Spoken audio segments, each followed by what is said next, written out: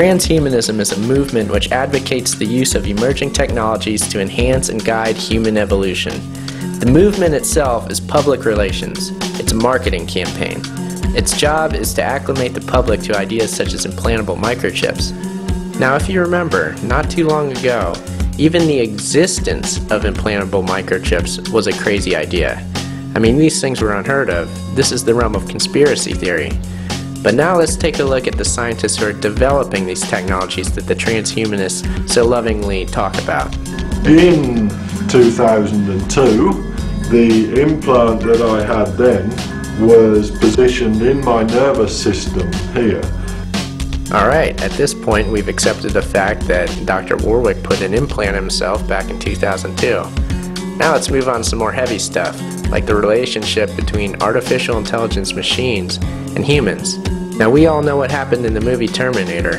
How do we get around such a problem? They say, well, perhaps we could avoid this issue by having human beings themselves become intellects. And in practice that would mean like adding components to your head, more chips on top of chips sort of thing. Now wait a minute, I didn't even want to get an implantable microchip in the first place. Now we're talking about brain chips. Putting a chip in my actual brain. You can't tell me that people are actually going to want to do this. A lot of people who do want to upgrade themselves, no question about that. And there'll be commercial interests and political interests supporting those groups. There's a lot of money to be made here, a lot of power. I'm not even satisfied with the power structures that are present in this world right now, let alone giving the power of my brain away to somebody. And did you notice the buzzword you used in there, upgrade? As if you're going to be better if you do this? I mean, imagine you're a Terran and your next door neighbour starts going cyborg, right? Starts adding components, and then suddenly the person next door is capable of learning a human language in just like, in seconds. And this, of course, is the old marketing trick of snob appeal. But this time, your neighbor hasn't bought a new riding mower. He's added a brain chip to his head which allows him to think in ways that you can't even imagine. He's become a super intelligent cyborg. At this point, transhumanism tries to sell you on the concept of abandoning humanity altogether. They want you to become what is known as a post-human. Otherwise, you're not going to be able to keep up in the new society. But I think when implants become more acceptable, as they are becoming bit by bit, so such people, the humanists that want to stay human, the Terrans maybe, as Hugo would call them,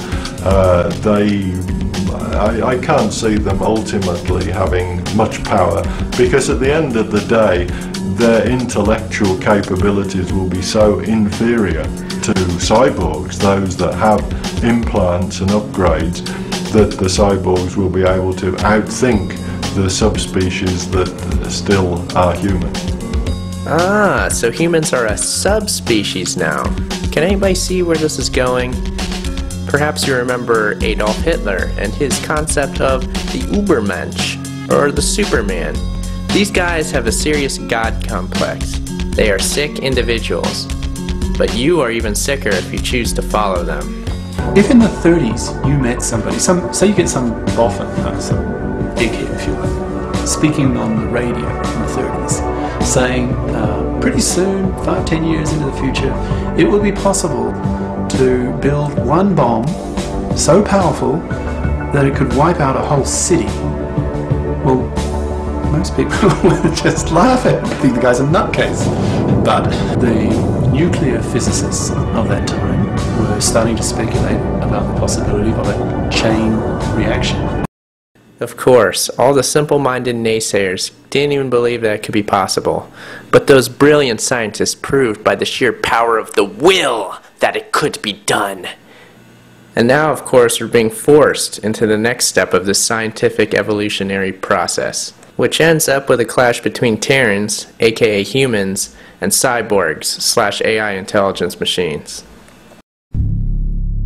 They're not just prepared to see like millions of people die, like in a conventional type war. They're prepared to risk the whole species dies out, billions of people.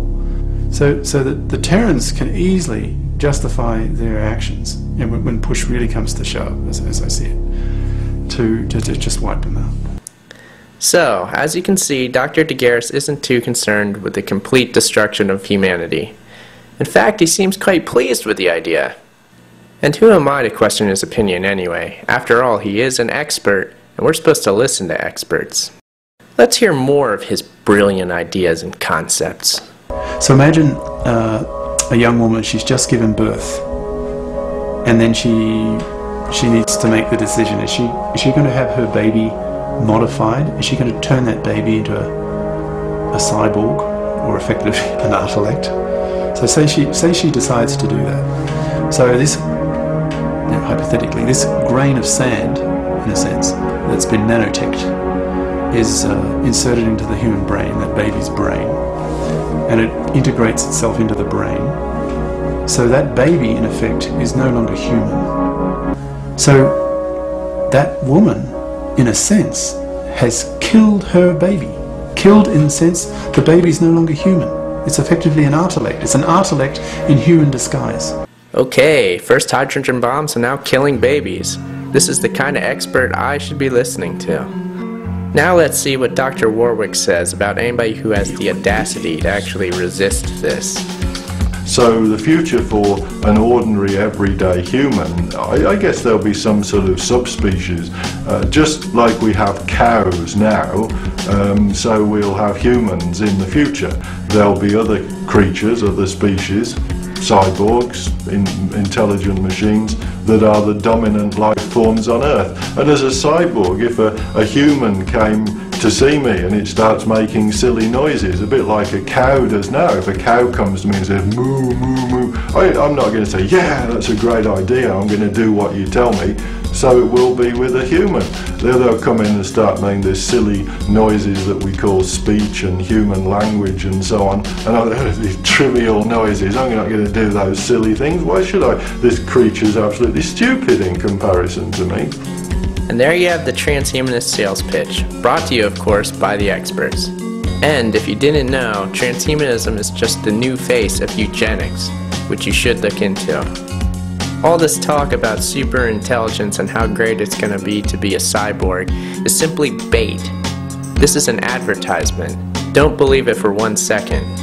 This time, your brain is the product, and how can you possibly put a price on that? The fact of the matter is, you don't get to program the brain chip, so how do you know what it does? The general public hasn't been made aware of the transhumanist movement yet, but it's my contention that the mass marketing of this movement will happen in the near future. Consider this video a forewarning.